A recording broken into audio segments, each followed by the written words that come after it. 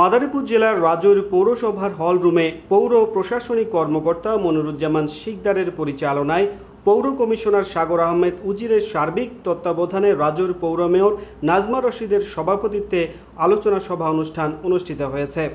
Staff reporter Mohammad শাহাদাত হোসেনের রিপোর্টে বিস্তারিত জানাচ্ছেন SKN রেশমা। অনুষ্ঠানে প্রধান অতিথি হিসেবে বক্তব্য রাখেন বাংলাদেশ আওয়ামী লীগের প্রেসিডিয়াম সদস্য বীর মুক্তিযোদ্ধা শাহজাহান খান এমপি। বিশেষ অতিথি হিসেবে উপস্থিত ছিলেন মাদারীপুর সদর উপজেলা পরিষদের চেয়ারম্যান আসিফুর রহমান খান, রাজৈর উপজেলা আওয়ামী লীগের আহ্বায়ক, রাজৈর উপজেলা পরিষদের ভাইস চেয়ারম্যান শাহাবুদ্দিন সাহা, মহিলা ভাইস চেয়ারম্যান নূরজাহান পারুল, রাজৈর উপজেলা স্থানীয় সংসদের প্রতিনিধি আফম ফুয়াদ, রাজৈর উপজেলা আওয়ামী লীগের যুগ্ম আহ্বায়ক ফরিদা হাসান পল্লবী, রাজৈর উপজেলা আওয়ামী যুবলীগের আহ্বায়ক রেদওয়ান হোসেন রেজন, রাজৈর পৌর আওয়ামী যুবলীগের সাধারণ সম্পাদক শাহিন খান, খালিয়া ইউনিয়ন পরিষদের আওয়ামী লীগের সভাপতি হামিদুর রহমান শাহ আলম, রাজৈর উপজেলা মেম্বার অ্যাসোসিয়েশনের সাধারণ সম্পাদক শেখ আরিফ, বিভিন্ন প্রিন্ট ও ইলেকট্রনিক মিডিয়ার সাংবাদিক বৃন্দ ছিল। পরিদর্শন শেষে প্রধান অতিথি বীর মুক্তিযোদ্ধা শাহজাহান খান এমপি বলেন, রাজৈর পৌরসভা উন্নয়ন করার জন্য আমি স্থানীয় সংসদ হিসেবে আমার সার্বিক সহযোগিতা থাকবে।